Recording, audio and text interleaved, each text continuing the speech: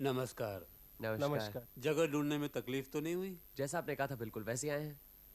आइए।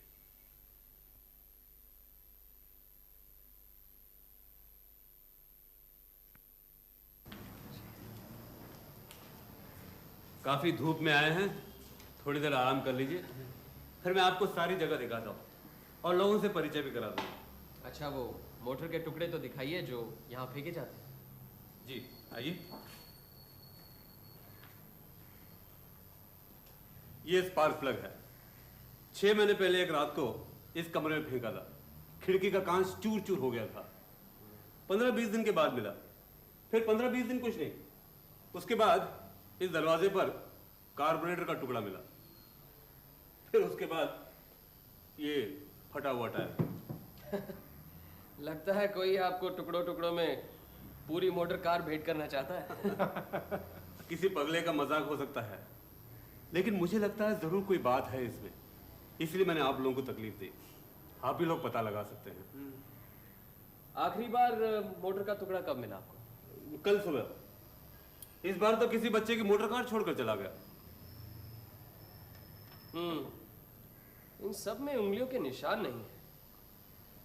लगता है भेंट करने वाला होशियार है। जी।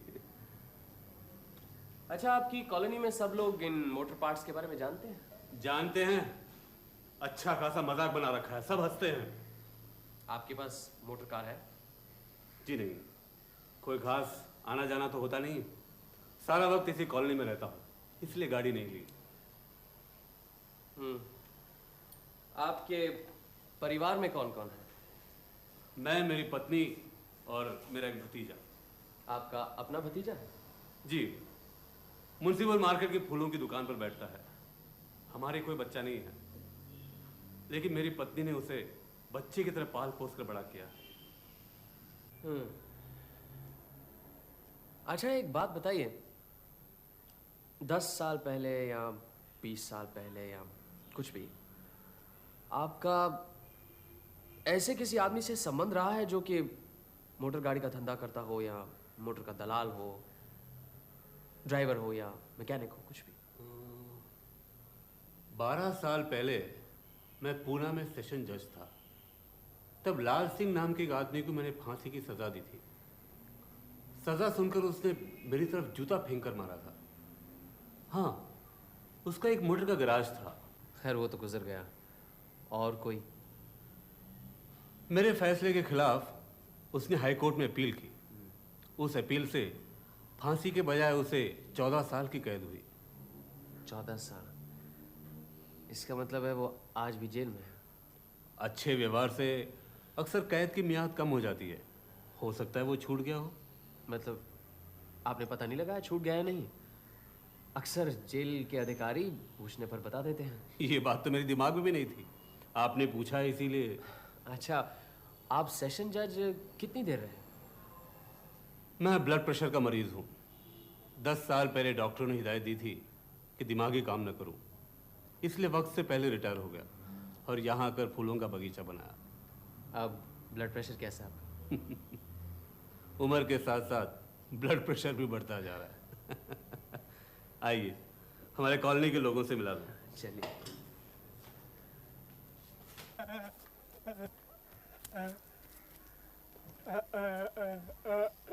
इसका नाम पानू है, गाय भैंसों की देखभाल करता है, इसलिए इसका नाम पानू गोपाल रखा है। कान से जरा कम सुनता है। पानू गोपाल, तुम्हारे गाय बछड़े कैसे हैं? सब ठीक है? अच्छा, बस बस बस बस। पानू बोल नहीं सकता ऐसी बात नहीं है, लेकिन उत्तेजना से जबान अटक जाती है, बचपन से ही ऐसा है। चलिए।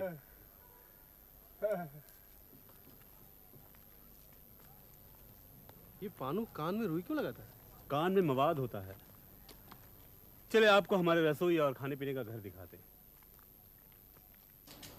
ये हॉल है और वो रहा रसोई घर। ये मेरी धर्मपत्नी दमयंती। नमस्कार। अरे, तुम खाना बना रही हो? मुकुल कहाँ गई? मुकुल के सर में दर्द है, वो सो रही है। तो लक्ष्मी को बुलवा लेती, कुछ मदद तो हो जाती। इसकी क्या जरूरत है, मैं संभाल लूंगी। चाची जल्दी खाना दो, शहर जाना है। अच्छा चलो, आप मैं देती हूँ। अरे विजय, अभी तक काम पर नहीं गए? नहीं, आज थोड़ी देर हो गई चाचा जी, थोड़ा हिसाब तैयार कर रहा था। चलिए।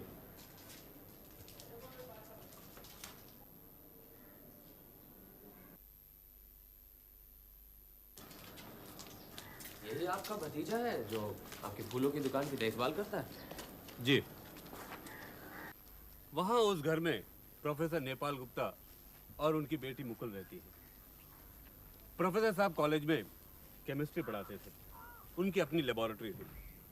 एक दिन लेबोरेटरी में एक जोरदार धमाका हुआ और प्रोफेसर साहब बुरी तरह घायल हो गए। कॉलेज के अधिकारियों को शक हुआ कहीं वो चोरी छुपे बम तो नहीं बना रहे थे। उनकी नौकरी तो गई, साथ साथ पुलिस ने भी हिरासत में ले लिया। लड़ाई के बाद छूटे, लेकिन कॉलेज की नौकरी वापस नहीं मिली। सचमुच बम बना रहे थे? उनका कहना है कि वो पेड़ पौधों के लिए खाद बना रहे थे। यहाँ आकर भी खाद बनाना नहीं छोड़ा, घर में एक लेबोरेटरी बनाई है। Gas cylinder, burner, test tube, retort वगैरह सब कुछ है। एक दिन काफी खाद बनाकर मुझे दे दिया और कहा कि पपीते के पेड़ में दो। मेरी मर्जी नहीं थी, लेकिन नहीं माने। फिर क्या हुआ? पपीते के सब झाड़ मर गए।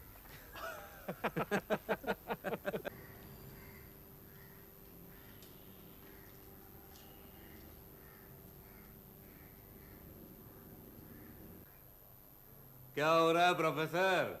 अरे निशाना तुम आओ आओ। और ये साथ में कौन है? ये लोग कलकत्ते से हमारा बागीचा देखने आए हैं। अरे तुम्हारे बागीचे में है ही क्या देखने लायक? मेरा खाद इस्तेमाल करते तो बात और थी। तुम्हारे खाद से तो बगीचा रेगिस्तान बन जाता। देखो निशानात, जो बात तुम नहीं जानते उस पर बहस मत क्या करो। अरे तुम क्या जानो सॉइल केमिस्ट्री क्या होती है? तुम्हारे सारे पपीते के पेड़ मर गए क्योंकि तुम्हारे माली ने उस पर ज्यादा खाद डाल दिया था। तुम्हारे सारे माली गधे हैं। खैर जाने दो, नया क्या हो रहा है? तंबाकू पर एक्सपेरिमेंट कर रहा हूं। अच्छा, अब आदमियों का भी खून करोगे? निशानात, तुम्हारा तो दिमाग एकदम ठप हो गया है। तुम्हें मालूम है विज्ञान की बदौलत जहर भी अमृत बन सकता है। जब तंबाकू से अमृत निकलेगा तो पहले तुम ही चखना। अब चलता हूँ, बाकी जगह भी दिखानी है। आ जाओ जाओ। अच्छा, मुकुल कैसी है? सुना सर में दर्द है। हो जाने वाला। आप लगता है शतरंज में माहिर हैं। आप शतरंज खेलना जानते हैं? बस यूं ही थोड़ा बहुत खेल लेता हूँ। अरे तो फिर आइए ना, हो जाएगी क्या? आइए। अरे नहीं नहीं, इस वक्त शतरंज पे बैठे तो 2-3 घंटे निकल जाएंगे। 10 मिनट में भी खत्म हो सकता है। आइए ना। अच्छा, आइए।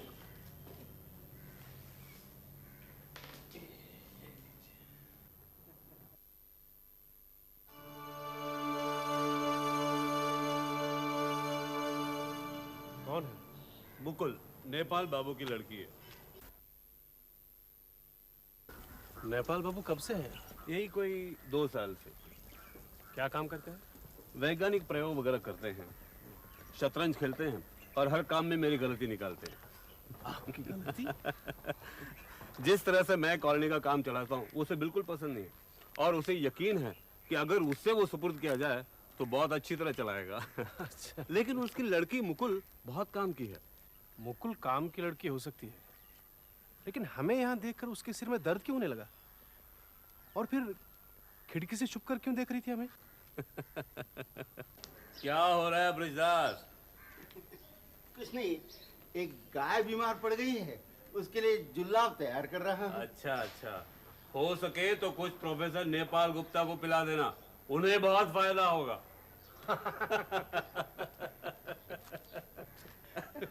ब्रिजदास हमेशा से वैष्णव नहीं था, लेकिन उसके वैष्णव बनने से हमारे मवेशियों को बहुत फायदा हुआ। हमेशा उनकी देखभाल करता रहता है। अच्छा, पहले क्या था? पूना में सेशंस कोर्ट में क्लार्क था, बहुत दिनों से पहचानता हूँ। एक बार उसने घूस खाकर एक जरूरी दलील गायब कर दी, पकड़ा गया। केस मेरे कोर्ट में ही आया था, 6 साल की सजा हुई। इस बीच नौकरी छोड़कर मैं यहाँ चला आया। सजा होने के बाद जेल से छूटकर वो सीधा मेरे पास चला आया।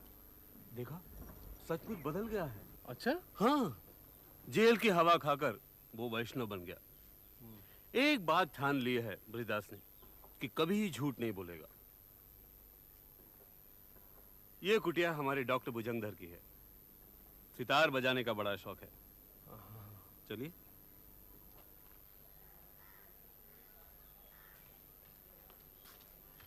निशानाथ बाबू, इतनी धूप में कहाँ घूम रहे हैं? अपना ब्लड प्रेशर बढ़ाना चाहते हैं क्या? इन्हें ये बगीचा दिखा रहा था।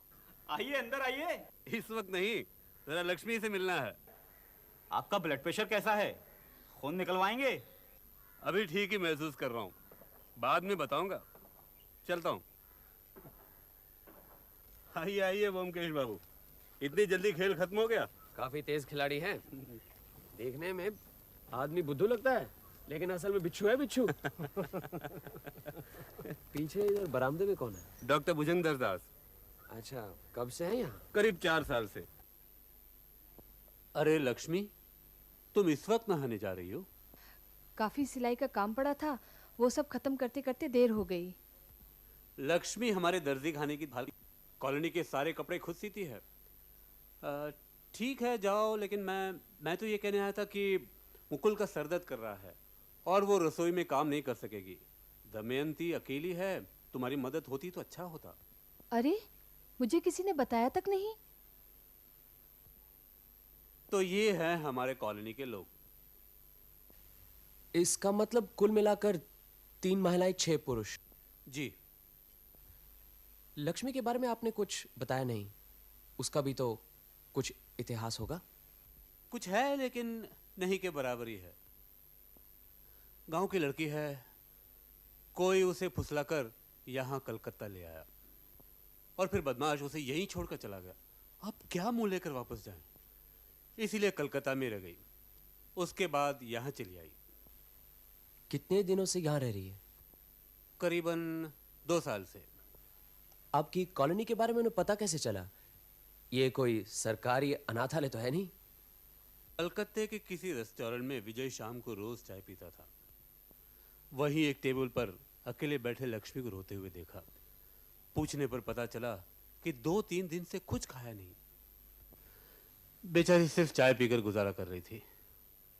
उस दिन तो चाय के लिए भी पैसे नहीं थे। विजय उसे यहाँ ले आया। अच्छा, मोटर गाड़ी के घिसे पिटे टुकड़ों के बारे में किसी पर शक है आपको? अगर शक होता तो आपको पहले से बता देता। और फिर यहाँ तरह तरह के लोग हैं, किस पर क्या शक करूं? इसीलिए तो आपकी मदद ले रहा हूं। आपको कोई ब्लैकमेल तो नहीं कर रहा? नहीं, मुझे नहीं लगता।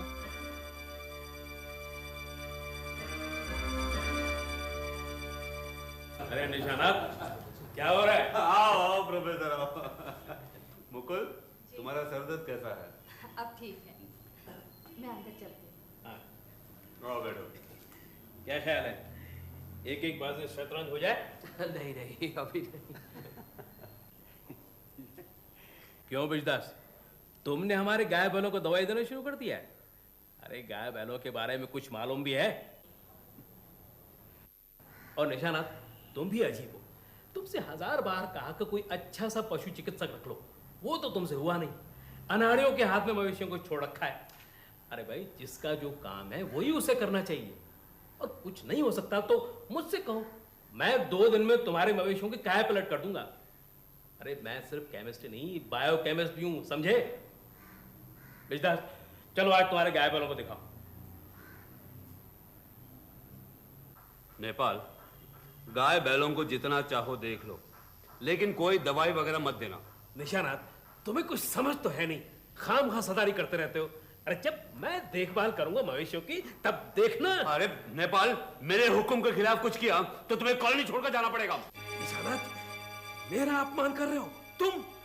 इतनी हिम्मत कैसे हुई तुम्हारी? सोचा होगा मुझे कुछ नहीं मालूम। कर दूं सब भंडा फोड़। नेपाल, चलो निकलो, इसी वक्त यहाँ से निकल जाओ। क्या कहा निशानाथ? तुम्हारी ये मजाक मुझे? मैं ये क्या कर रहे हैं? चलिए चलिए चलिए यहाँ से।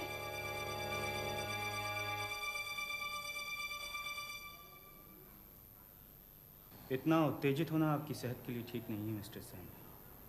अगर दिमाग की एक छोटी सी नली भी जख्मी हो जाए तो प्रोफेसर नेपाल गुप्ता का तो कुछ नहीं होगा। देखिए, जरा अपनी नब्ज दिखलाइए। मैं ठीक हूं, आप लोग बैठिए। आप ही व्योमकेश बाबू हैं? क्यों, ठीक पकड़ा कि नहीं? अब सब कुछ जान गए हैं तो 2-4 सवाल आपसे पूछता हूँ, जवाब देंगे? ज़रूर। मेरे बारे में तो शायद आपको सब कुछ मालूम पड़ ही चुका होगा। सब कुछ नहीं। ठीक है, पूछिए। आपकी शादी होगी? डॉक्टरी पढ़ने के लिए 3 साल इंग्लैंड में था, वहीं एक गोरी लड़की से शादी की। वो इस काले आदमी को ज़्यादा दिन बर्दाश्त नहीं कर पाई और एक दिन मुझे छोड़ के चली गई। मैं भी हिंदुस्तान की संतान वापस हिंदुस्तान आ गया। उसके बाद कभी उससे मुलाकात नहीं हुई। एक और सवाल है, जिस गुनाह की वजह से आपकी डॉक्टरी का लाइसेंस जब्त कर लिया गया था, वो गुनाह क्या था? एक नारी को लो क्लास से बचाने के लिए उसका गर्भपात किया था, पकड़ा गया, बस। अच्छा, मैं भी है। व्योमकेश बाबू, मैं आपके सभी सवालों का जवाब दे चुका हूँ, लेकिन आपने अभी तक मेरे पहले सवाल का जवाब नहीं दिया। कौन सा सवाल? मोटर गाड़ी के टुकड़ों के रहस्य का समाधान हुआ? अभी नहीं, कुछ समझ में नहीं आ रहा। क्या आप इस पर रोशनी डाल सकते हैं? मुझे पूरा यकीन है कि ये सारा काम उस प्रोफेसर नेपाल गुप्ता का है। वही निशानात बाबू को डरा धमका रहा है। प्रोफेसर ऊपर से जितना घमंडी है, अंदर से उतना ही पेचीदा। लेकिन निशानात बाबू को डराने से उसका क्या फायदा? प्रोफेसर इस कॉलोनी का कर्ता धर्ता बनना चाहता है। भला निशानात बाबू ऐसा क्यों होने देंगे? इसीलिए वो प्रोफेसर जो है, निशानात बाबू को दबा रहा है। उसने एक प्रकार से वॉर ऑफ नाउ शुरू कर रखा है। प्रोफेसर ये बात अच्छी तरह से जानता है कि निशानात बाबू ब्लड प्रेशर का मरीज है। उन पर जितना ज़्यादा दबाव पड़ेगा, वो उतनी जल्दी खाट पकड़ेंगे और प्रोफेसर खुद मालिक बन बैठेगा। लेकिन उनकी तो पत्नी है, भतीजा है, उनके रहते हुए मालिक कैसे बन सकता है? नामुमकिन लगता ज़रूर है, लेकिन नामुमकिन है नहीं। क्यों? मिसेस सेन प्रोफेसर नेपाल गुप्ता पर कुछ ज़्यादा ही मेहरबान हैं। क्या कह रहे हैं आप? मेहरबा होने की कोई खास वजह है? व्योमकेश बाबू, आप खुद अक्लमंद हैं, मैं भी कोई बेवकूफ़ तो हूँ नहीं, समझ जाना चाहिए। हो सकता है मेरी सारी बातें बेबुनियाद हों। आपने पूछा, इसीलिए जितना मुझे मालूम था मैंने आपको बता दिया। मैं अब आज्ञा चाहूँगा, शायद आपको भी कहीं जाना हो। एक मिनट, मुकुल भी क्या अपने बाप के साथ थी क्या? मैं अभी ठीक से कुछ नहीं कह सकता। आशा है फिर मुलाकात होगी। अच्छा अच्छा।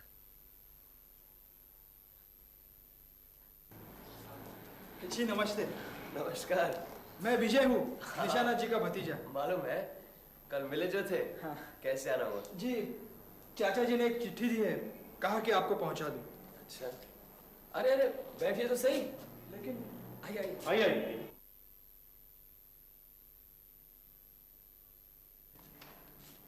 मैंने कल सुबह आपको कॉलेज में देखा था, लेकिन उस वक्त आपका असली परिचय मालूम नहीं था। तो असली परिचय किसने दिया? जी घर वापस जाकर पता चला। अच्छा, चाचा जी ने क्या किसी जरूरी काम से बुलाया था आपको? ये तो अपने चाचा से ही पूछना था। चाचा जी हमें सब बातें थोड़ी बताते। वो तो मोटर के पार्ट्स को लेकर कुछ परेशान है, इसलिए। अच्छा, मोटर के पार्ट्स के बारे में आपका क्या ख्याल है? मुझे तो बिल्कुल बचकाना काम लगता है।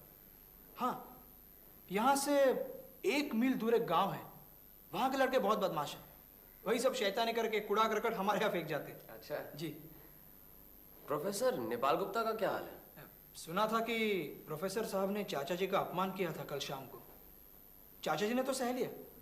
अगर उनकी जगह मैं होता तो। प्रोफेसर क्या अभी तक कॉलोनी में ही है? हाँ, मुकुल ने कल रात को चाची जी के बहुत हाथ पांव पकड़े और चाची जी हमारी बहुत नरम दिल की है, वो मान गई।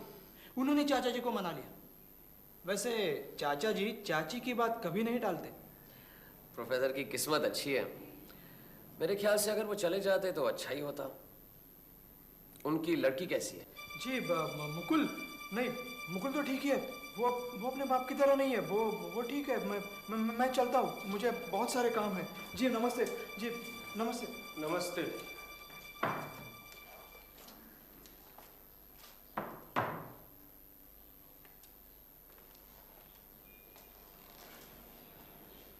क्या बात है? क्या लिखा है निशानाथ बाबू ने?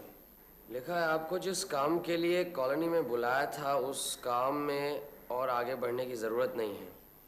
आपको जो एडवांस रुपए दिए हैं उम्मीद है वही आपकी मेहनत के लिए काफ़ी होंगे।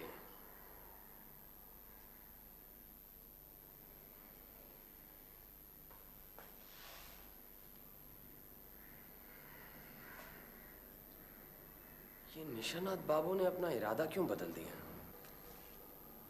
शायद वो डर गए कि कहीं उनकी खुद की कलई न खुल जाए। निशानाथ बाबू की जिंदगी में जरूर कोई छुपा हुआ रहस्य है। याद नहीं, कल प्रोफेसर ने उसे धमकी दी थी, कर दूं सारा भांडा फोड़। मतलब प्रोफेसर को उनके छुपे रहस्य का पता है? लगता तो यही है। प्रोफेसर भांडा फोड़ की धमकी देकर उसे ब्लैकमेल कर रहा है। लेकिन कल ही तो उन्होंने मुझे साफ साफ बताया कि उन्हें कोई ब्लैकमेल नहीं कर रहा।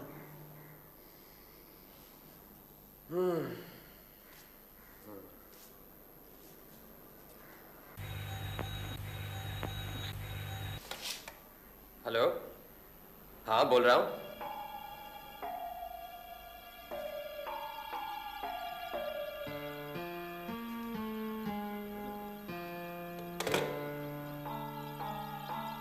तूफान आ गया।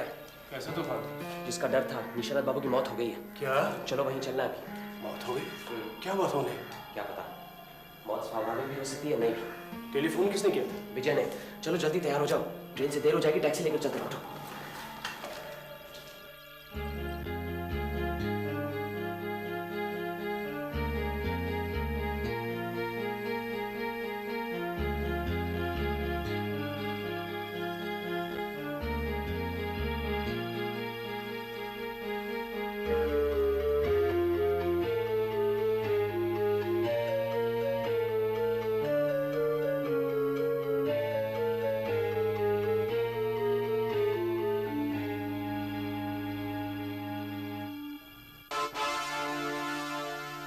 पैर में मोजे?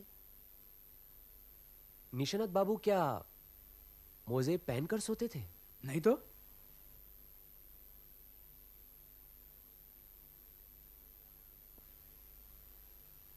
गरम मोजे? क्या लगता है ब्योमकेश बाबू? आपकी चाची कहाँ है? जी बेहोश पड़ी है, आइए।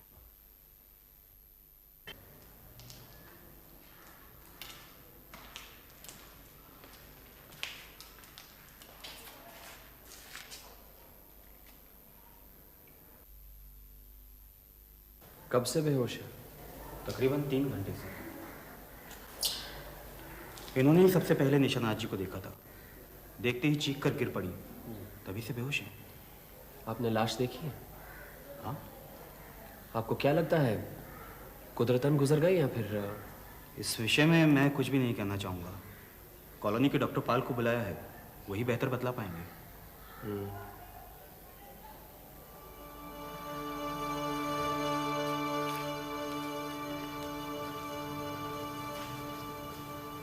यही डॉक्टर पाल है? जी हाँ। यहाँ अक्सर आते हैं? मैंने 2 महीने में एक आध बार आ जाते हैं। हमारे कॉलोनी के स्थायी डॉक्टर हैं। वैसे रोजमर्रा का काम तो डॉक्टर भुजंगर ही करते हैं। कल आपने निशानाथ बाबू को आखिरी बार कब देखा? शाम को, तब वो बिल्कुल ठीक थे। उन्होंने अपने ब्लड प्रेशर के बारे में कुछ कहा? नहीं, कुछ भी नहीं।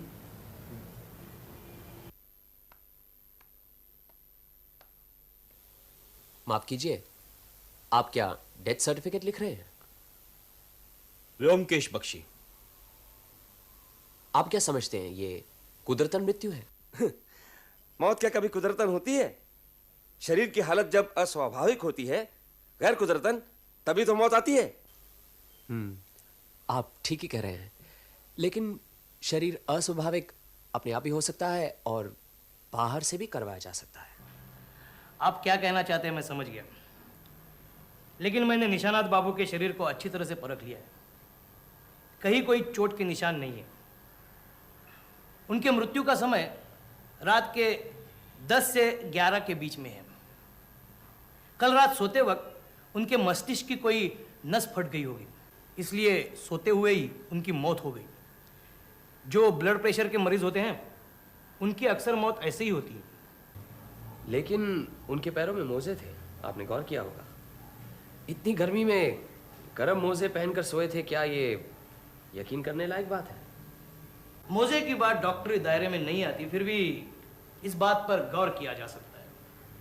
निशानात बाबू खुद मोजे पहनकर सोएंगे ये यकीन नहीं होता, और कोई और उन्हें सोते हुए मोजे पहनाएगा ये भी यकीन करने लायक बात नहीं है।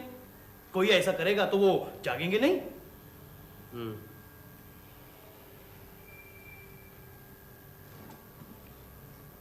अच्छा, एक और बात बताइए, अगर कोई ब्लड प्रेशर का मरीज गर्म मोजे पहनेगा तो क्या उसका ब्लड प्रेशर बढ़ेगा? बढ़ सकता है, लेकिन मस्तिष्क की नस फटकर ही मौत होगी ये यकीनन नहीं कहा जा सकता। डॉक्टर पाल, आप कुदरतन मौत का सर्टिफिकेट मत दीजिए। निशानात बाबू के शरीर के अंदर क्या हुआ है शायद बाहर से पता नहीं चल सकता, इसलिए पोस्टमार्टम होना जरूरी है। आपने शक में डाल दिया। चलो यही सही, नुकसान ही क्या है। मैं चलता हूँ, पुलिस में खबर भिजवा दूंगा, ऑटोप्सी का इंतजाम हो जाएगा। अब आप क्या कहते हैं डॉक्टर भुजंगर, मौत कुदरतन ही है? मेरी राय की कोई कीमत नहीं है। आपको शक हुआ है, पोस्टमार्टम करवा लीजिए, लेकिन कुछ मिलने वाला नहीं है। ये आप कैसे कह सकते हैं? मैं खुद भी एक डॉक्टर हूँ।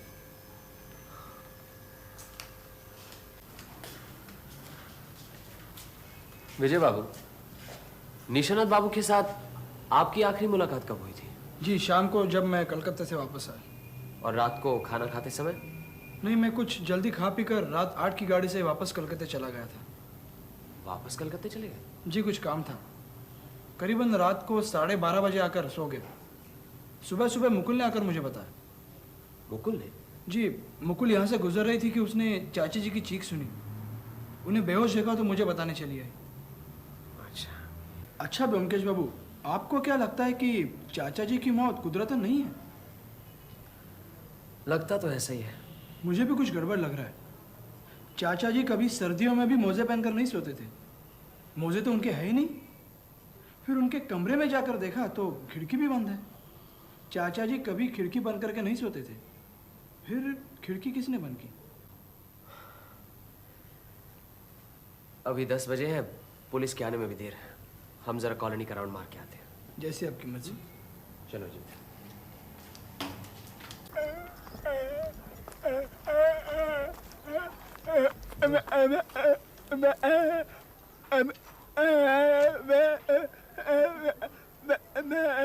अच्छा, हाँ ठीक है।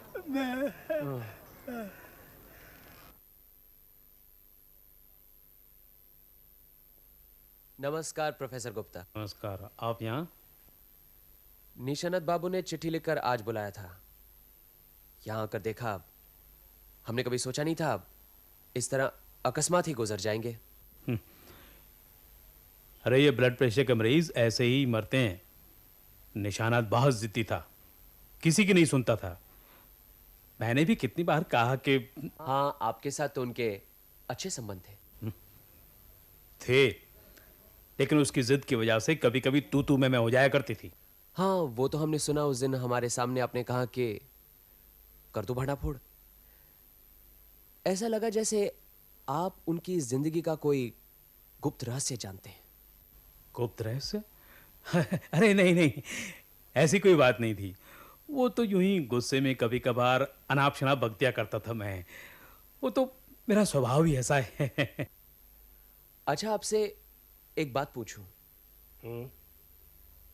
आपकी लड़की मुकुल के साथ विजय का कुछ क्या मतलब कोई संबंध या?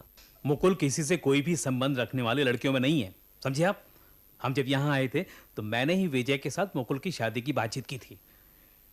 विजय राजी भी हो गया था, लेकिन बाद में उलट गया। विजय का चाल चलन क्या ठीक नहीं है? बस यूं ही समझ लीजिए, भली लड़की को छोड़कर उल्टा के आगे पीछे दौड़ना क्या अच्छे चाल चलन के लक्षण है? मुकुल अब कैसी है? जैसी थी वैसी ही है, पढ़ी है चुपचाप। देखेंगे एक बार? चलिए देखते हैं। मुकुल और विजय की संबंध की बात क्या है, कुछ समझ में नहीं आई। जब प्रोफेसर यहाँ नए नए आए ना, तब मुकुल और विजय में काफी दोस्ती हो गई थी। शादी की बात भी पक्की हो गई थी। फिर ये लक्ष्मी आई, विजय लक्ष्मी पर लट्टू हो गया, मुकुल से शादी तोड़ दी। निशानाथ बाबू जरूर इस शादी के खिलाफ थे। अच्छा, निशानाथ बाबू की मौत स्वाभाविक नहीं है, तुम्हें पूरा यकीन है? पूरा 100%। उनके ब्लड प्रेशर ने उन्हें पहाड़ी के किनारे ला खड़ा किया और किसी ने जोर से पीछे से धक्का दे दिया।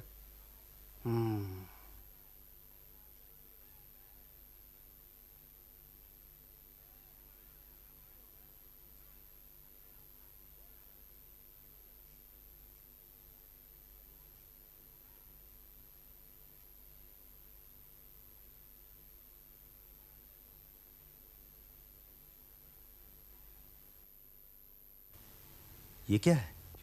चिड़िया का घोंसला। वो देखिए ऊपर पंखे पर बाकी का टुकड़ा भी है।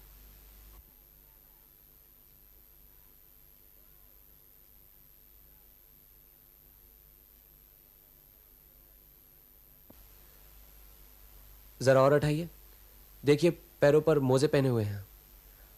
आपकी गैरहाजिरी में मोजे खोलकर देखना मैंने उचित नहीं समझा। जरा देख लीजिए पैरों तले दाग तो नहीं है।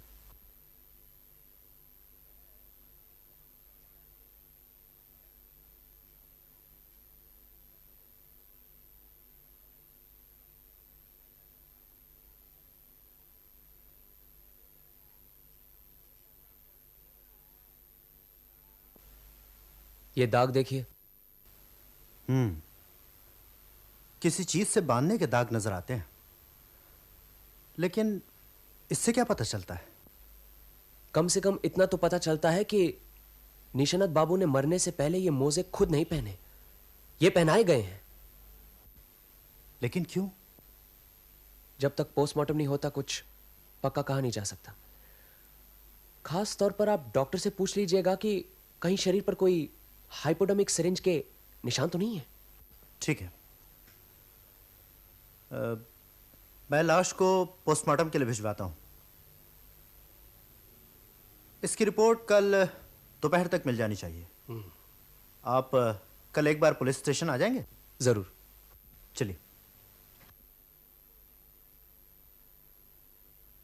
रिपोर्ट साफ है, शक की कोई गुंजाइश ही नहीं। खून में किसी तरह का जहर या दवाई का निशान नहीं है। निशानात ब्रेन हेमरेज की वजह से मरे हैं। हाइपोडर्मिक सिरिंज के कोई निशान नहीं मिले? दाहिनी हाथ की कोहनी में कुछ सुई चुभाने के निशान हैं जरूर, लेकिन वो कोई 4-5 महीने पुराने हैं। और पैरों पर इलास्टिक गार्टर्स के कोई निशान? डॉक्टर का कहना है कि इस दाग का मृत्यु से कोई संबंध नहीं। शरीर की जांच से उम्मीद रखना शायद गलती थी। आइए आइए। जी नमस्ते। नमस्कार, बैठिए। विजय बाबू, पोस्टमार्टम की रिपोर्ट में तो कुछ भी नहीं मिला। कल रात से ब्रजदास भी गायब है। ब्रिजदास गायब? क्या पोस्टमार्टम का नाम सुनते ही गायब हो गया? क्या मालूम। लीजिए इंस्पेक्टर बराट, आपका एक और मेहमान बढ़ गया है, अब ढूंढ निकालिए इसे। मेहमानों की खातिरदारी करना ही तो हमारा काम है। खैर, तो अब हमें यह मान लेना चाहिए कि निशानात बाबू की मृत्यु का कारण ब्लड प्रेशर ही था। कभी नहीं। हत्यारे ने ब्लड प्रेशर का फायदा उठाया है और इसीलिए हत्या करने का कोई निशान नहीं मिल रहा। लेकिन किस तरह से फायदा उठाया इसका भी तो कुछ पता चले। छानबीन करने के लिए कुछ सूत्र भी तो होने चाहिए। सूत्र है, सारे सबूत आपके सामने पड़े हैं, फिर भी आपकी कुछ समझ में नहीं आ रहा। नहीं, आप ही बताइए ना। चिड़िया का घोंसला फर्श पर गिरा था। क्या इससे भी कुछ पता नहीं चला? नहीं। बहुत ही भयंकर मृत्यु थी। आप ही बताइए ना। ये मेरा अनुमान है, लेकिन मुझे पूरा यकीन है कि यही हुआ होगा। फिलहाल आप सब ये बात अपने तक ही रखिए। निशानाथ बाबू के पैरों में रस्सी बांधकर उन्हें ऊपर लगे हुए लोहे के कड़े से उल्टा लटका दिया गया। ब्लड प्रेशर तो था ही, उस पर से सारा शरीर का खून नीचे सर तक उतर आया। इससे सर पर दबाव पड़ा और 5 मिनट के अंदर ही सर के खून की नली फटकर उनकी मौत हो गई। फिर उन्हें बिस्तर पर लेटा दिया गया। लेकिन चतुर हत्यारा भी कुछ न कुछ गलती तो कर ही बैठता है, वरना ऐसे कोई पकड़ा भी न जाए। और यहां हत्यारा मोजे खोलना भूल गया। सचमुच भयंकर मौत है। अब साफ पता चलता है कि पैरों में कहीं निशान न पड़ जाएं, इसलिए मोजे पहनाए गए थे और लोहे के कड़े में रस्सी घुसाते वक्त चिड़िया का घोंसला गिर पड़ा था। लेकिन एक बात समझ में नहीं आती, इतना सब कुछ होते वक्त निशानाथ बाबू सोए रहे, जागे नहीं। निशानाथ बाबू शायद जगे हुए ही थे। मुझे लगता है करीबन रात 10 या 11 के बीच में यह हादसा हुआ था। डॉक्टर पाल की भी यही राय है। जाहिर है किसी जान पहचान वाले ने ही उनका खून किया था। मेरा अनुमान था कि हत्यारे ने शायद इंजेक्शन के साथ उन्हें बेहोश किया होगा और फिर उल्टा लटका दिया होगा, लेकिन शरीर पर सुई चुभाने के कोई निशान नहीं मिले। इसीलिए हमें समझ लेना चाहिए कि उसने बड़ी चतुराई से उन्हें बेहोश किया। मतलब सैंडबैग। इस तरीके से गर्दन के पीछे हल्के हाथ से एक बार वार करने से ही आदमी बेहोश हो जाता है और उसके साथ गर्दन पे कोई निशान भी नहीं दिखते। लेकिन कौन है वो? कौन ऐसा कर सकता है? अभी बताना मुश्किल है, लेकिन एक बात समझ में नहीं आ रही। दमयंती या मिसेस सेन पास वाले कमरे में ही थी, उन्हें कैसे कुछ पता नहीं चला? नहीं, चाचा जी को कुछ नहीं पता। वो जरूर सो गई होंगी।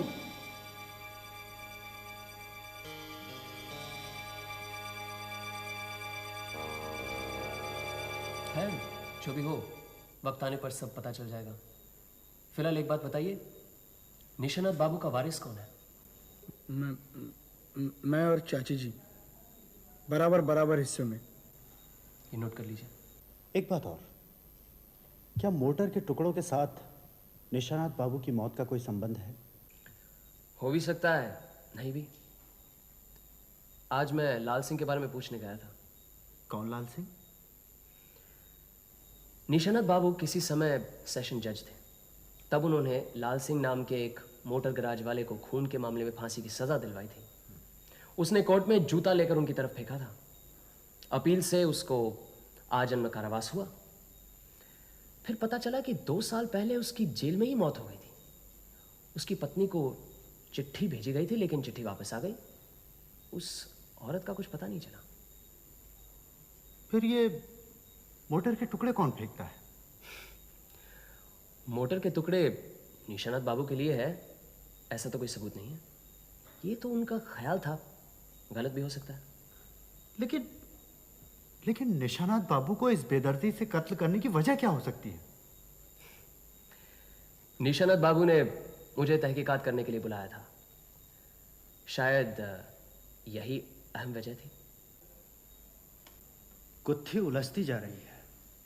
सब सुलझ जाएगी। फिलहाल आप 2 काम कीजिए। पहला तो कॉलोनी के हर एक व्यक्ति के अंगूठे का छाप ले रखिए। इससे क्या फायदा? आप लेकर तो रखिए, काम आ सकता है। जिस तरह लोग कॉलोनी से गायब हो रहे हैं, पता नहीं कौन कब तक रहेगा। ठीक है। दूसरा? मेरे ख्याल से अब कॉलोनी चलते हैं। अजीत वहां पहुंच गया होगा। मैंने हर एक व्यक्ति से कुछ सवाल करने हैं, आप सब नोट कर लें। आप सब यहीं बैठे। दमयंती देवी, आपका ज्यादा वक्त नहीं लेंगे, सिर्फ 2-4 सवाल करने हैं आपसे। पहले ये बताइए कि आपकी और निशानाथ बाबू की शादी कब हुई? 10 साल पहले।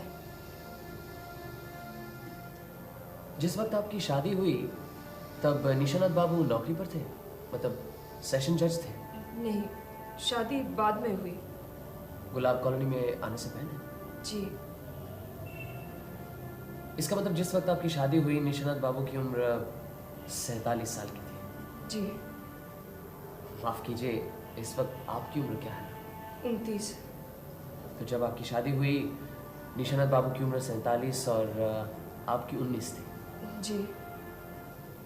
आपकी कोई संतान नहीं? नहीं। तो विजय बाबू आपके साथ कब से? जी 10 साल पहले मेरे माता पिता की मौत हो गई, तभी से मैं चाचा जी के साथ हूँ।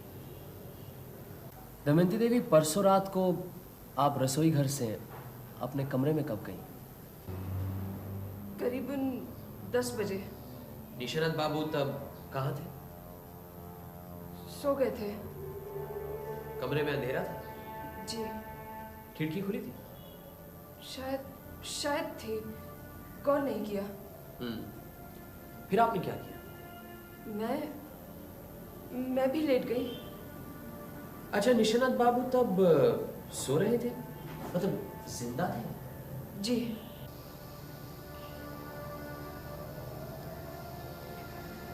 दमयंती देवी, कुछ दिनों से यहाँ कोई मोटर कार के टुकड़े फेंक कर जा रहा है, इसके बारे में आप क्या जानते हैं? जो सब जानते हैं उतना ही मुझे मालूम है। आपके जीवन में कोई ऐसी बात है जो छुपी हुई है या जिसे छुपा कर रखा गया हो? नहीं। निशानाथ बाबू के जीवन में कोई गुप्त बात है? मुझे नहीं मालूम। फिलहाल मुझे और कुछ नहीं पूछना। आप बैठेंगे? मैं चली जाऊंगी।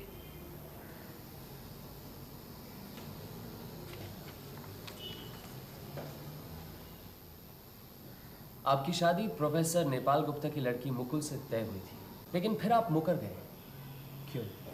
ये मेरा निजी मामला है। परसों शाम को आप कलकत्ते से वापस आकर रात को फिर कलकत्ते चले गए, क्यों? मुझे काम था। क्या काम? ये भी मेरा निजी मामला है। विजय बाबू, आपके निजी मामलों को जानने की कोई उत्सुकता नहीं है। आपने यहाँ हमें निशानाथ बाबू की मौत के बारे में बुलाया है। अगर आप ही सारी बातें गुप्त रखेंगे तो हमारी यहाँ छानबीन करने से क्या फायदा? मैं आपको यकीन दिलाता हूँ कि इन सवालों के साथ चाचा जी की मौत का कोई संबंध नहीं है। ये अगर आप हम पर छोड़े तो अच्छा नहीं होगा। ठीक है। परसों शाम कलकत्ते से आने के बाद मुझे एक चिट्ठी मिली। उसमें लिखा था कि आप चोरी छुपे बहुत कुछ कर रहे हैं। अगर मुसीबत से बचना चाहते हैं तो रात 10 बजे न्यू मार्केट के सामने की चाय की दुकान पे आ जाइए। चिट्ठी मिलते ही मैं कलकत्ते चला गया, लेकिन चाय की दुकान पे कोई नहीं आया। 11 बजे तक इंतज़ार करने के बाद मैं वापस आ गया। चिट्ठी आपके पास है? जी नहीं, फाड़ दी। अच्छा, उस रात आप कलकत्ते ही गए थे, इसका कोई सबूत है? कोई गवाही दे सकता है? नहीं, मैं चुपचाप ही गया था। मुझे नहीं लगता किसी ने मुझे आते या जाते देखा। अभी अभी आपने कहा कि चिट्ठी में लिखा है कि आप चोरी छुपे बहुत कुछ करते हैं, इसका क्या मतलब? मुझे नहीं मालूम। चिट्ठी किसकी थी? क्या पता, बेनामी थी। फिर गए क्यों? किसने बेनामी चिट्ठी लिखी है उसे देखने के लिए। अच्छा, ठीक है, जाइए। अजीत, लक्ष्मी को भेज दो। अब लक्ष्मी कुछ बीमार है, अपने कमरे में लेटी है। ठीक है। प्रोफेसर नेपाल गुप्ता को भेज दो। चिट्ठी किसने भेजी?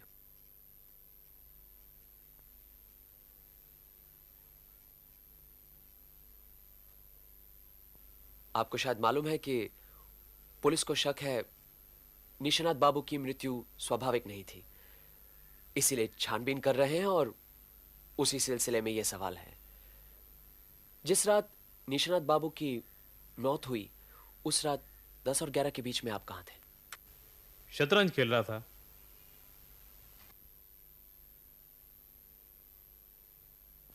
शतरंज खेल रहे थे? किसके साथ? मुकुल के साथ। अच्छा, जब आप शतरंज खेल रहे थे तो वहां कोई था या किसी ने आपको शतरंज खेलते हुए देखा? जी नहीं, निशाना तो उसी वक्त मारने वाला है ये पता नहीं था, वरना आपके लिए कोई ना कोई गवाह जरूर जुगाड़ लेता। उस रात आप निशानाथ बाबू के कमरे की तरफ नहीं गए? उधर क्यों जाने लगा? गर्मी से नींद नहीं आ रही थी, इसलिए शतरंज खेलने बैठ गया। और आप? मैं पिताजी के साथ ही थी। निशानाथ बाबू के कमरे की तरफ कोई गया या नहीं, ये आपको नहीं मालूम? जी नहीं। आप कुछ कहना चाहते हैं? तो आपको गूंगे बहरों की गवाही भी चाहिए? फिलहाल इतना ही काफी है। चलो मुकुल। जी।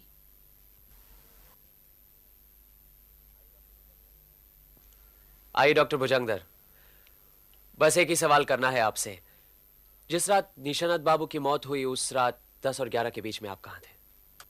उस रात खाने पीने के बाद कमरे की बत्ती बुझाकर काफी देर तक मैंने सितार बजाया। उसका कोई गवाह है या नहीं बता नहीं सकता। चलिए लक्ष्मी देवी से मिल लेते हैं। लेटे रहिए आप, बैठिए मत। आप लोगों को कहाँ बिठाऊं, कुछ समझ में नहीं आ रहा। परेशान मत होइए, आप लेट जाइए प्लीज। आपसे बस एक सवाल पूछना है। परसों रात 10 और 11 के बीच में आप कहाँ थी? उस रात मैं रसोई से खाना वाना खाकर बहुत रात तक कपड़े सिलाई कर रही थी। जब आप सिलाई कर रही थी, आपने डॉक्टर भुजंगदर को अपने कमरे में सितार बजाते हुए सुना? उनका कमरा तो आपके बिल्कुल नजदीक ही है। नहीं, मैंने कुछ नहीं सुना। कानों में सिलाई की मशीन की आवाज गूंज रही थी, और कुछ कैसे सुनाई देगा। उस रात डॉक्टर भुजंगदर अपने कमरे में बैठे सितार बजा रहे थे, ये उन्होंने खुद कहा। अब आप कहती हैं आपने उन्हें सितार बजाते हुए नहीं सुना, इसका मतलब है हमें यह समझ लेना चाहिए कि डॉक्टर भुजंगदर झूठ बोल रहे हैं। नहीं नहीं, वो सितार बजा रहे थे।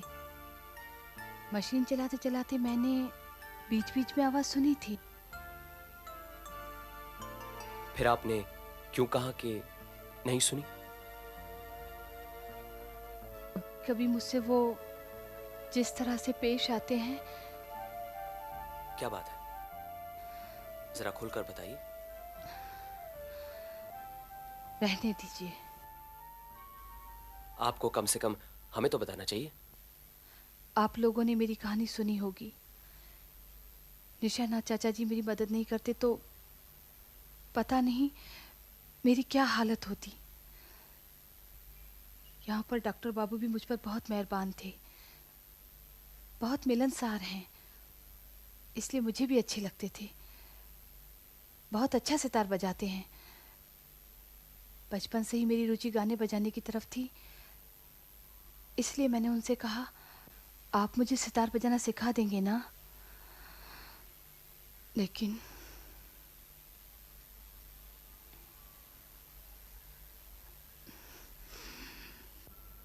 आप बताइए ना। डॉक्टर बाबू ने जो शर्त रखी उसे सुनकर उल्टे पांव वापस आ गई।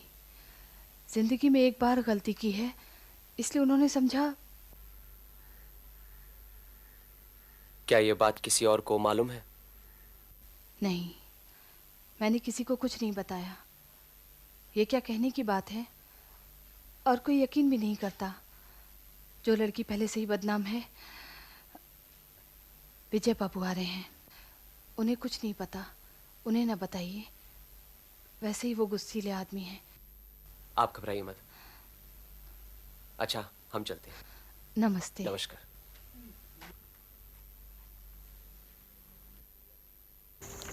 एक अजीब चिड़ियाघर है। कैसे? यहाँ डॉक्टर डॉक्टरी न करके सितार बजाता है, प्रोफेसर आधी रात तक अपनी बेटी के साथ शतरंज खेलता रहता है। कॉलोनी का मालिक, जिस रात उसकी हत्या होती है, पास के कमरे में उसकी पत्नी सोई हुई है, उसे पता ही नहीं चलता। और मालिक का भतीजा हत्या के वक्त कलकत्ता चला जाता है। एक चिट्ठी पढ़ता है, पूछने पर कहता है चिट्ठी फाड़ दी। और खून के बाद कॉलोनी में एक रहने वाला गायब हो जाता है। अब ये चिड़ियाघर नहीं है तो और क्या है? आज की पूछताछ से कुछ पता चला? यही पता चलता है कि सब झूठ बोल रहे हैं। सफेद झूठ नहीं, लेकिन झूठ और सच को मिलाकर एक अजीब भाषा बोल रहे हैं जहां पे ये पता नहीं लगता कि क्या झूठ है और क्या सच है। लक्ष्मी ने मेरा हाथ पकड़ा, गौर किया? गौर क्यों नहीं करूंगा? ये भी गौर किया कि तुमने भी दोनों हाथों से उसका हाथ पकड़कर प्यार जताया। प्यार नहीं, हमदर्दी जता रहा था। खैर इंस्पेक्टर बराट, एक विनती है। अरे कहिए ना, हम दोनों का काम तो एक ही है। आप कल से पहरा बिठवा दीजिए। किसी को कॉलोनी में पता नहीं लगना चाहिए। हमें ये मालूम करना है कि कॉलोनी छोड़कर कौन किस वक्त जाता है, कहाँ जाता है, कब जाता है। ठीक है, मैं कॉलोनी और स्टेशन दोनों जगहों पर खुफिया पुलिस तैनात कर देता हूँ। ठीक है, चलिए रात काफी हो चुकी है, घर चलते हैं। हेलो, हाँ हैं, पर सो रहे हैं। कौन है? आप कौन? किसी विजय का फोन है, जरूरी काम है।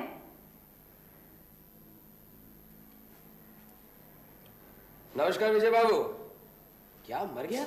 कौन मर गया?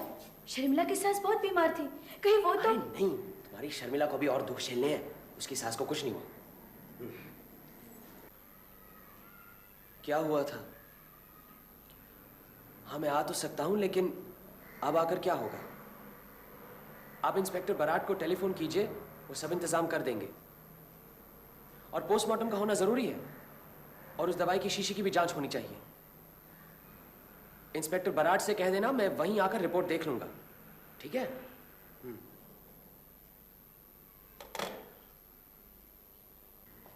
कौन गया? पानु गोपाल। अभी अभी उसकी लाश अहाते में मिली। कान में दवाई दी थी, दवाई में जहर मिला हुआ था। सारे शरीर में जहर फैलते ही वो चिल्लाता हुआ कमरे से बाहर आया और अहाते में गिरते ही उसकी मौत हो गई। क्लब कॉलोनी में ही हो क्या रहा है? असल में गलती मेरी है। मुझे समझ जाना चाहिए था कि अगर पानु ने कुछ देखा है तो उसकी जान खतरे में हो सकती है। मुझे उसको यहीं अपने साथ ले आना था। प्रोफेसर गुप्ता, क्या बात है? आप पुलिस स्टेशन क्यों आए? चाक मारने। दिमाग खराब हो गया था जो पुलिस की मदद करने चला है। गलती हो गई। पुलिस की मदद? बस बहुत हो गया, अब मैं चलता हूं। अरे रुकिए तो सही, क्या बात है, कुछ बताएंगे नहीं? मैं पुलिस थोड़ी हूं। कॉलोनी में दो खून हो गए। पुलिस चुपचाप बैठ सकती है, लेकिन मैं कैसे चुप रहूं? आखिर मेरी भी तो कुछ जिम्मेदारी है। मुझे मालूम है खून किसने किया है, और यही बताने मैं यहां आया था। लेकिन बलिहारी है पुलिस की, उल्टे मुझसे जिरह करने लगी जैसे खून मैंने ही किया है। अच्छा, आपको मालूम है खून किसने किया है? अरे इसमें इतना जानने न जानने की क्या बात है? पूरी कॉलोनी को मालूम है खून किसने किया है, लेकिन छाती ठोककर कहने की हिम्मत किसी में नहीं है। अच्छा, तो खून किसने किया है? विजय ने। और कौन खून करेगा? पहले चाची के साथ सांठ-गांठ करके चाचा को उड़ाया, फिर पानु को सफाया किया। पानु भी तो उन्हीं के साथ था ना? हाँ पानु, लेकिन आपको मालूम है पानु की मौत कैसे हुई? निकोटीन से। मुझे सब खबर लगती रहती है। लेकिन विजय ने निकोटीन कहां से हासिल किया? निकोटीन तो बाजार में मिलता ही नहीं। ओफो, बाजार में सिगरेट तो मिलती है ना। जिसकी खोपड़ी में अकल है वो एक पैकेट सिगरेट से इतना निकोटीन निकाल सकता है कि पूरी की पूरी कॉलोनी साफ हो जाए। आया आपकी समझ में? आपका तो पुलिस के साथ बहुत उठना बैठना है। आप ही कुछ करिए, हम भी तो देखें कि आप ही कुछ है।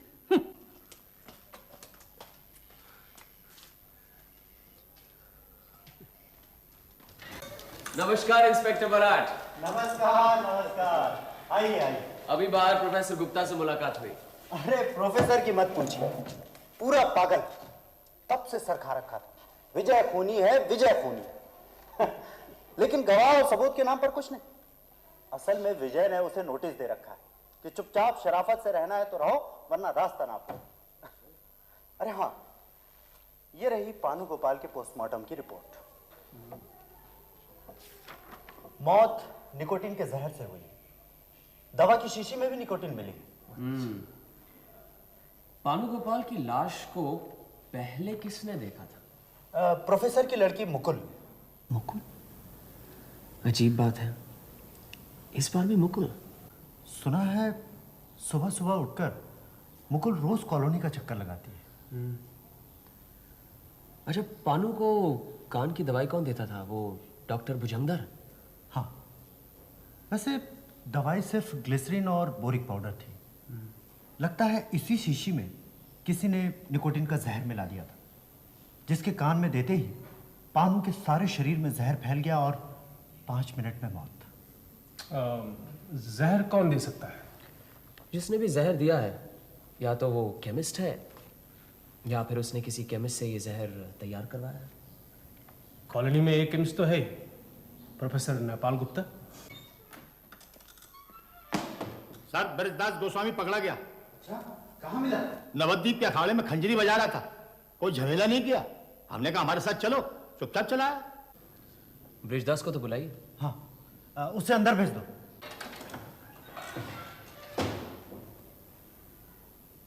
इधर आइए।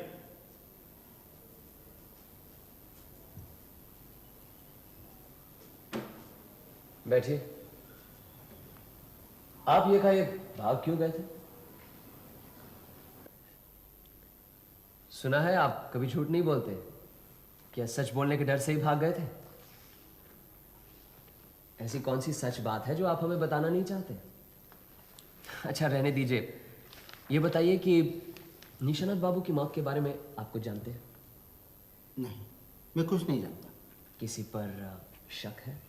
जी नहीं। अच्छा, जिस रात निशानाथ बाबू की मृत्यु हुई थी उस रात आप कॉलोनी में ही थे? जी, कॉलोनी में ही था। तो रात के खाने के बाद आप कहाँ थे और क्या कर रहे थे? तो रात को डॉक्टर बाबू और मैं अपने अपने कमरे में चले गए। डॉक्टर बाबू कमरे में बैठे सितार बजा रहे थे और मैं बाहर बरामदे में बैठकर सितार सुन रहा था। अच्छा, तो कब तक बजाया उन्होंने? करीबन रात के 11:30 बजे तक। बड़ी अच्छी बजा लेते थे। ठीक। लगातार बजा रहे थे? मतलब एक बार रुके भी नहीं? लगातार बजा रहे थे, एक बार भी नहीं रुके। मतलब 5 मिनट के लिए भी नहीं? नहीं, लय ठीक करने के लिए 1-2 बार रुके थे, लेकिन वो केवल 5-10 सेकंड के लिए। आपने उन्हें सितार बजाते हुए देखा? देखता कैसे, वे अंदर ही में बैठे बजा रहे थे। अच्छा, आप तो निशानाथ बाबू को कॉलोनी में आने से पहले ही पहचानते हैं ना? जी। आप उनके यहाँ काम करते थे और उन्होंने ही आपको जेल की सजा दी थी? जी, गलती मेरी ही थी। विजय बाबू तब उनके साथ रहते थे? जी हाँ। अच्छा, तब निशानाथ बाबू और दमयंती की शादी हो चुकी थी? क्या बात है, आप जवाब नहीं दे रहे?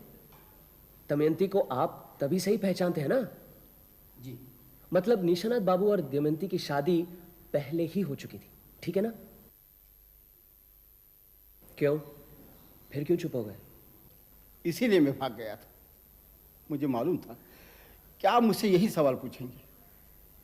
दुहाई ओमकेश बाबू, मुझसे ये सवाल न कीजिए। मैंने 7 साल तक उनका अन्न खाया है। मुझसे ये नमक हरामी मत करवाइए। बात क्या है? मैंने अपनी जिंदगी में काफी झूठ बोला है, लेकिन अब और नहीं बोलूंगा। जेल से छूटने के बाद मैंने संन्यास ले लिया, गले में कंठी ले ली, लेकिन सिर्फ कंठी लेने से क्या होता है? मन में भक्ति कहाँ है, प्रेम कहाँ है? इसीलिए कसम खाइए कि अब मैं झूठ नहीं बोलूंगा। शायद इसी से धर्म का पालन हो। इसलिए आपसे हाथ जोड़कर विनती है कि निशानाथ बाबू के बारे में मुझसे कुछ न पूछें। वो मेरे माता पिता समान हैं। आपने तो ये तय किया है कि आप झूठ नहीं बोलेंगे, लेकिन निशानाथ बाबू के बारे में सच बोलने में भी आपको संकोच हो रहा है। झूठ नहीं बोलना ये तो बहुत अच्छी बात है, लेकिन सच को छुपाना कोई पुण्य काम थोड़ी है। आप सोचकर देखिए, अगर हमें सच का पता नहीं चलेगा तो हम निशानाथ बाबू के खूनी के बारे में पता कैसे लगाएंगे? क्या आप नहीं चाहते कि निशानाथ बाबू के खूनी के बारे में हम पता लगाएं?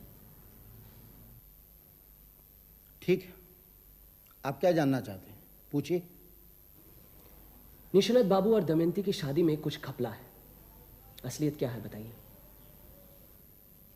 उनकी शादी कभी नहीं हुई।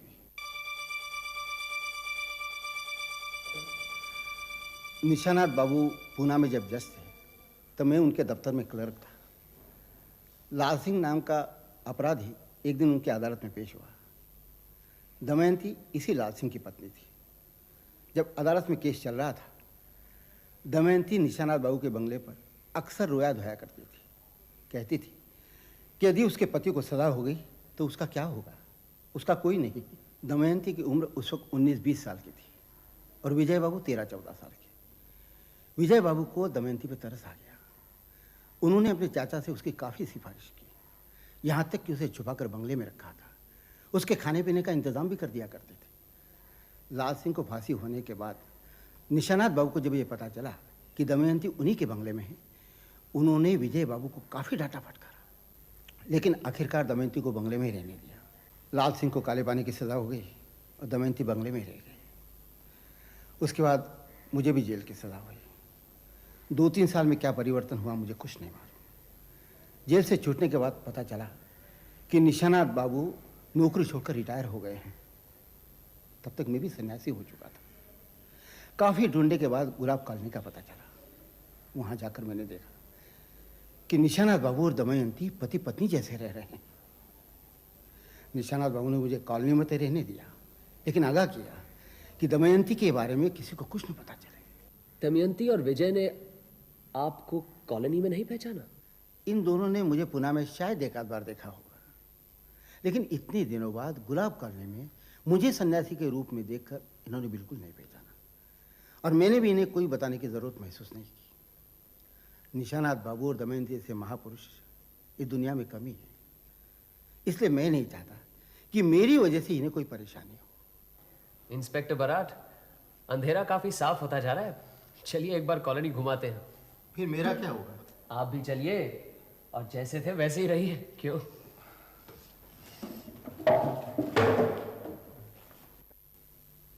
आइए आइए व्योमकेश बाबू। बैठिए बैठिए। आप भी बैठिए विजय बाबू।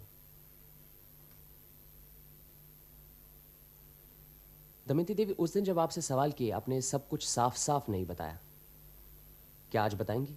क्या नहीं बताया? उस दिन आपने कहा कि 10 साल पहले आपकी शादी निशानाथ बाबू से हुई थी, लेकिन हमें पता चला है कि आपकी शादी निशानाथ बाबू से हुई ही नहीं। वो आपके पति नहीं है। नहीं नहीं, वही मेरे पति है, वही मेरे पति है। व्योमकेश बाबू, आपको भी बहुत से सवालों का जवाब देना होगा विजय बाबू। आपने भी काफी झूठ बोला है। फिलहाल हमें एक बात बताइए दमयंती देवी, जिस रात निशानाथ बाबू का खून हुआ था उस रात क्या क्या हुआ था?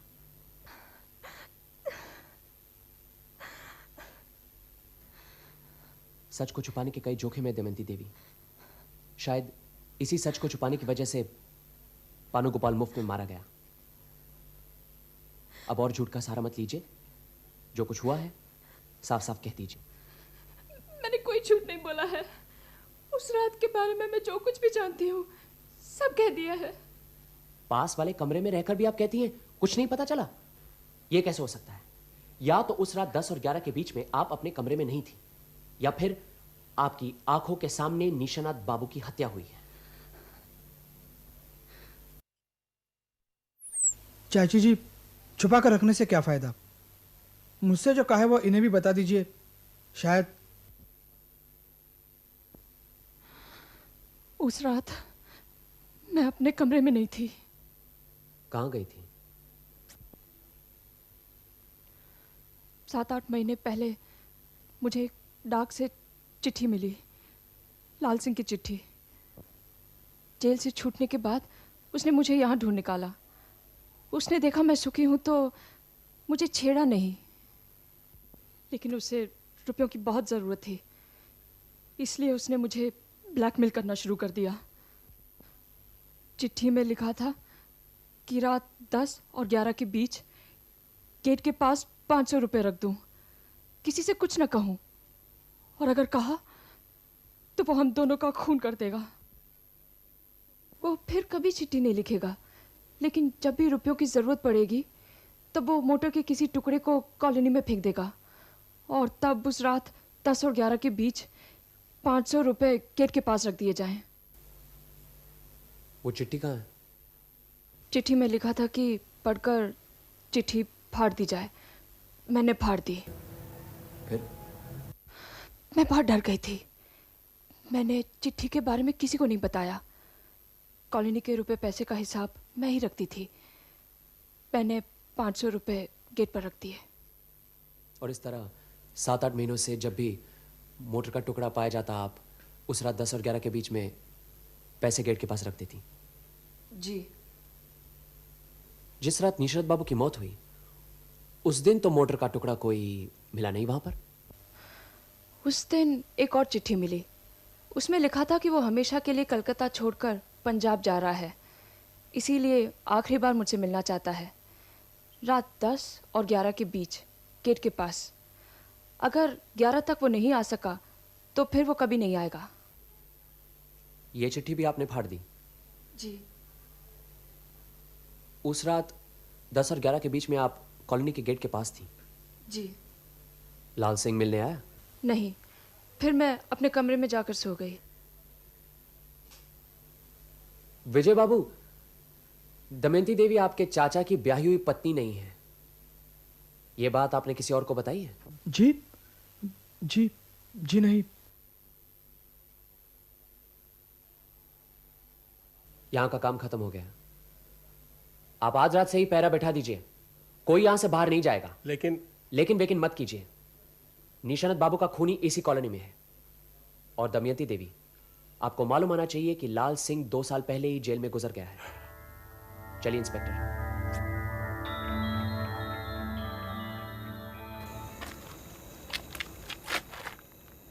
एक बात तो साफ है, दमयंती देवी समझती है कि उसके पति लाल सिंह ने उसे चिट्ठी लिखी है।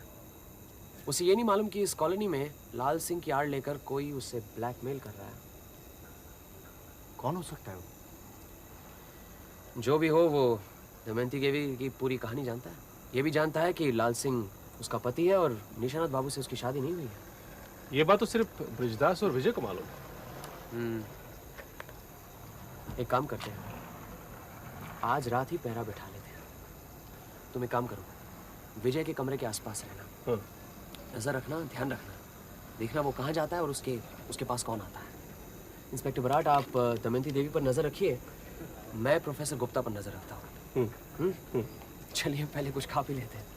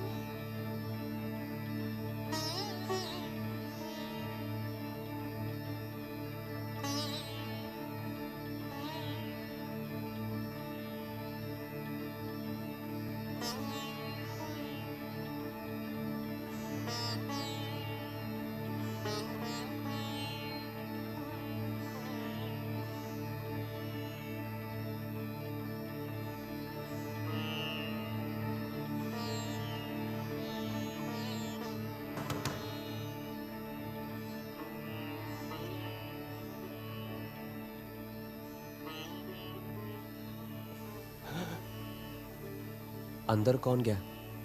अंधेरे में कुछ पता नहीं चला, लेकिन कोई औरत है।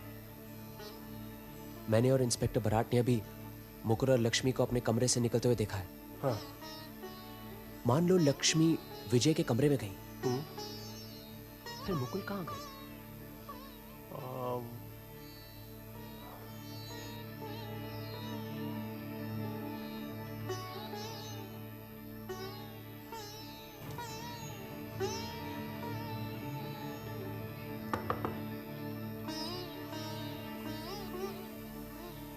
माफ कीजिए विजय बाबू, आपको इस वक्त तकलीफ दी।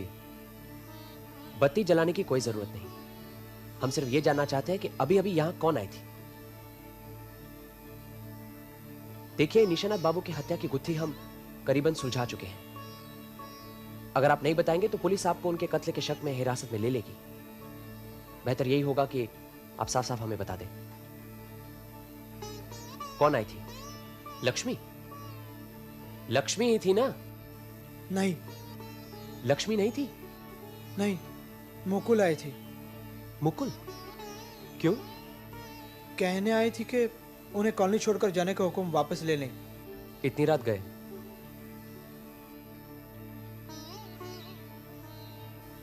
इंस्पेक्टर आप यहीं रहिए, मैं अभी आया। चलो जीत। अरे अरे लेकिन कहाँ जा रहे हो? पता लगाने की लक्ष्मी कहाँ गई थी, डॉक्टर भुजंगर के यहाँ कि दमयंती देवी के यहाँ। तीसरी जगह तो हो ही नहीं सकती।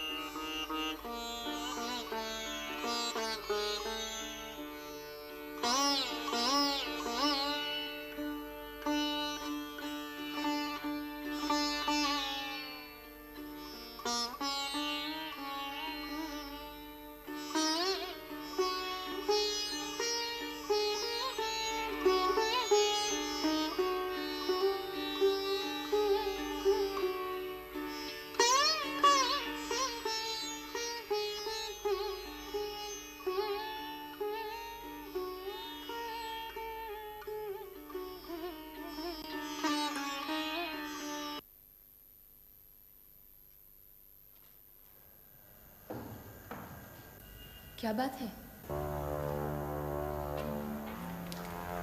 मुझे लगा कोई खिड़की से अंदर झांक रहा है। मैं तो कब से कह रही हूँ, चलो अब हम यहाँ से चले जाते हैं। काफी रुपया तो इकट्ठा हो गया है।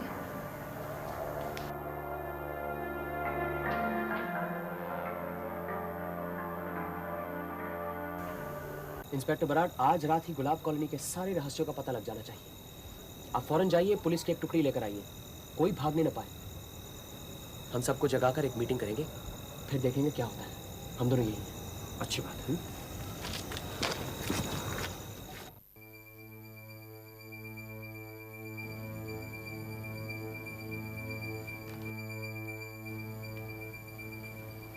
आपको जानकर खुशी होगी कि निशानाथ बाबू और पानू गोपाल के हत्यारे का पता चल गया है। सिर्फ पता ही नहीं चला, हमें सारे सबूत भी मिल चुके हैं। हत्यारा इसी कमरे में है। कानून कभी उसे माफ नहीं करेगा।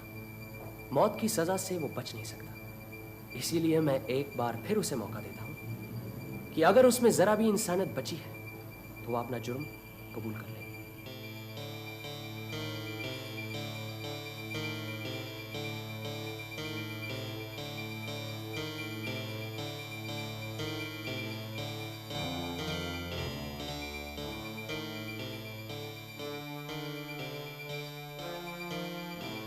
ठीक है, मैं ही बताता हूं।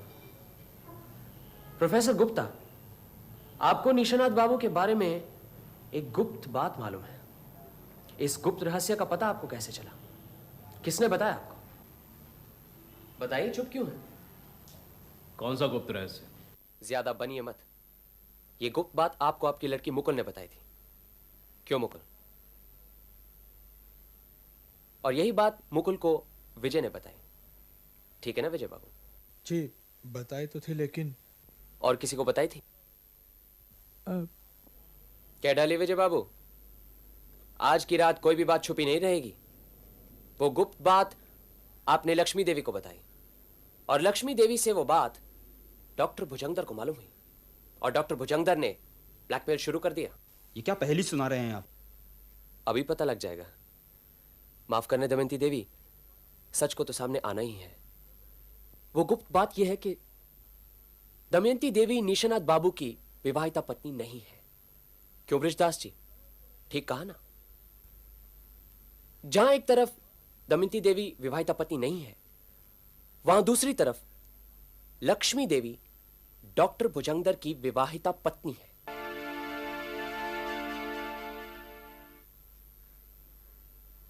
डॉक्टर भुजंगर दास, यह भी क्या आपको पहेली लग रही है?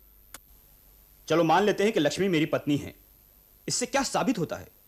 निशानाथ बाबू का खून मैंने किया है, पानू को जहर मैंने दिया है। इससे यह साबित होता है कि आप और लक्ष्मी देवी दोनों पहुंचे हुए कलाकार हैं, और आप दोनों में अपराध करने की इच्छा इतनी प्रबल है कि इसकी तरफ खींचे चले आते हैं। गुलाब कॉलोनी में आने से पहले दोनों ने कितने अपराध किए हैं फिलहाल तो मुझे कुछ मालूम नहीं, लेकिन यहां पे आकर डॉक्टर भुजंगर को एहसास हुआ कि यह जगह भी हड़प ली जा सकती है और वे इस जगह के मालिक बन सकते हैं। इसलिए किसी छल से उन्होंने लक्ष्मी को भी यहां बुला लिया। लक्ष्मी भुजंगदर की साथी थी। उसने विजय को अपने जाल में फंसा लिया था और विजय बाबू भी लक्ष्मी के चंगुल में आ गए थे। उन्होंने उससे शादी करने की ठान ली थी। निशानाथ बाबू इस शादी के खिलाफ थे, लेकिन विजय की आंखों पर पर्दा पड़ा हुआ था। विजय ने लक्ष्मी को निशानाथ बाबू और दमयंती देवी की असलियत बता दी। बस फिर क्या, खेल शुरू हो गया। डॉक्टर भुजंगदर ने दमयंती देवी के पति लाल सिंह की तरफ से उन्हें एक फर्जी चिट्ठी भेजी। उन्होंने कहा, मैं जिंदा हूं और इस राज को छुपा रखने के लिए कुछ रुपए चाहिए। जब कॉलोनी में मोटर का टुकड़ा पाया जाएगा, उसी रात को दमयंती देवी 500 रुपए लेकर कॉलोनी के गेट के पास आ जाएंगी। बस दमयंती देवी का शोषण शुरू हो गया। वो डर गई थी, लेकिन उन्होंने किसी को कुछ नहीं बताया। निशानाथ बाबू को असलियत का पता नहीं था, इसलिए मोटर के टुकड़ों के रहस्य के बारे में वो मेरे पास आए। तभी डॉक्टर भुजंगदर ने ठान ली कि वो निशानाथ बाबू का खून करेंगे। उस रात उन्होंने विजय बाबू को एक फर्जी चिट्ठी भेजी और उन्हें 10 और 11 के बीच में रात को कलकत्ते भिजवा दिया। एक दूसरी फर्जी चिट्ठी उन्होंने दमयंती देवी को भेजी और उन्हें कॉलोनी के गेट के पास लाल सिंह से मिलने के लिए 10 और 11 के बीच बुलवा लिया और वो खुद अपने कमरे में बैठे सितार बजा रहे थे। ऐन मौके पर उन्होंने सितार लक्ष्मी देवी को दे दी। यह तो आज रात मालूम पड़ा कि लक्ष्मी देवी भी सितार बजाने में माहिर है। इधर लक्ष्मी देवी अपने कमरे में बैठी सितार बजा रही थी, उधर डॉक्टर भुजंगदर निशानाथ बाबू के कमरे में गए। पहले खिड़की बंद की, फिर उनके गले की नली पर वार करके उन्हें बेहोश कर दिया। फिर उन्हें मोजे पहनाए और ऊपर छत की कड़ी से उल्टा लटका दिया। निशानाथ बाबू ब्लड प्रेशर के मरीज थे। सारा खून सर पर जमा होकर अंदर की नली फट गई। ब्रेन हैमरेज से वो गुजर गए। फिर उन्हें नीचे उतारकर खाट पर लेटा दिया और आराम से दोनों पैरों की रस्सी खोल दी।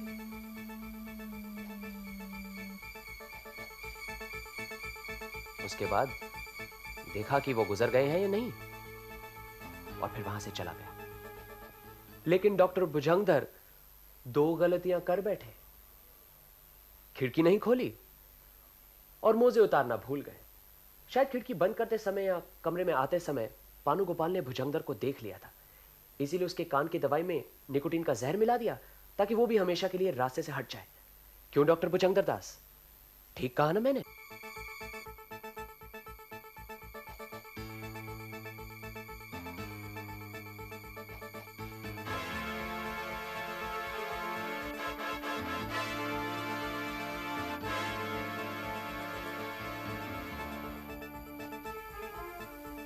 चलो लक्ष्मी, चलते हैं।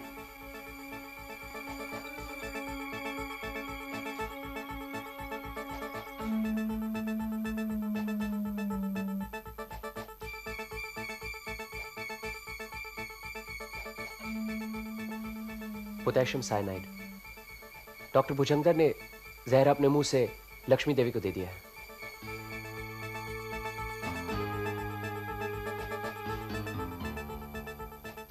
चलो।